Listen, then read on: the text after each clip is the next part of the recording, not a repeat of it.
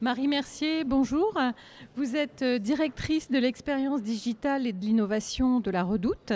Et ce soir, vous allez présenter aux membres d'Agora Expérience Client le projet de transformation digitale mené donc par la Redoute pour mettre en œuvre une expérience client unifiée sur les canaux offline et digitaux.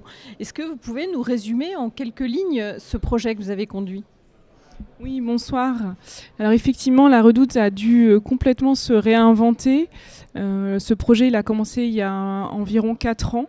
Il a consisté à transformer l'intégralité de l'entreprise. Cette transformation, elle s'est effectuée notamment et s'est appuyée sur 4 piliers principaux.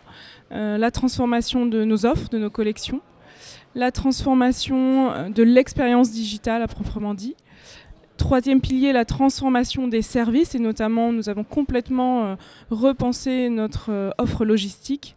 Et enfin, cette transformation n'aurait pas pu être possible sans la transformation culturelle de l'entreprise, changer le mindset des collaborateurs pour pouvoir effectuer complètement une transformation qui transforme et qui rencontre le succès.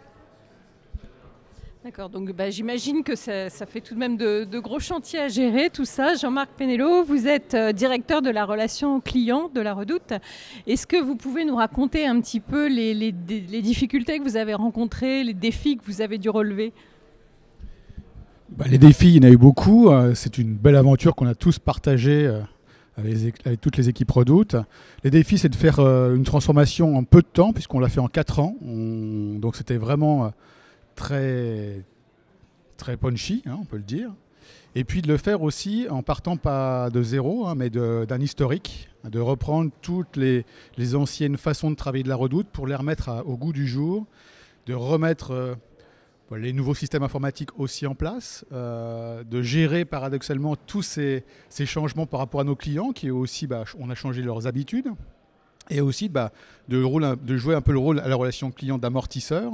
Tous ces changements de système parfois génèrent quelques dysfonctionnements. Et il a fallu effectivement qu'on soit là pour nos clients et pour faire en sorte que cette transformation se passe du mieux possible pour eux et qu'ils restent clients de la Redoute. Donc beaucoup de choses, d'accompagnement comme le disait Marie, des équipes, de l'informatique et en tout cas une vraie volonté de réussir et une vraie volonté d'équipe. Alors justement, donc vous disiez le projet a démarré il y a 4 ans. Est-ce qu'aujourd'hui vous êtes en mesure de dresser un premier bilan de ce qui a été réalisé ? Alors le bilan est très positif. On rentre désormais dans une phase qu'on qualifie d'accélération. On a été récompensé, l'ensemble des équipes de la Redoute ont été récompensées aussi parce qu'on s'est fait racheter par le groupe Galeries Lafayette. Donc c'est vraiment une marque de confiance et une reconnaissance pleine finalement de la réussite de cette transformation. Donc on a encore beaucoup d'enjeux à relever, mais on va continuer. Les équipes sont très mobilisées et on est très fiers parce qu'on a réussi à faire cette transformation en restant vraiment fidèle à notre ADN. Et ça, c'était pas forcément un défi très simple à la base. Et on va continuer dans ce sens-là, toujours en respectant cet ADN, mais avec les enjeux et les nouvelles révolutions qui arrivent aussi pour demain. Quels sont ces enjeux alors ? Les enjeux, c'est de garder nos clients, d'en générer de nouveaux, de créer aussi de nouveaux lieux d'échange avec eux. On ouvre de nouveaux magasins, le web, la personnalisation, faire en sorte effectivement que tous ces parcours clients soient les meilleurs possibles et aussi d'avoir les bons produits, parce que là aussi, comment proposer les meilleurs produits au meilleur prix à nos clients pour qu'ils puissent se faire plaisir.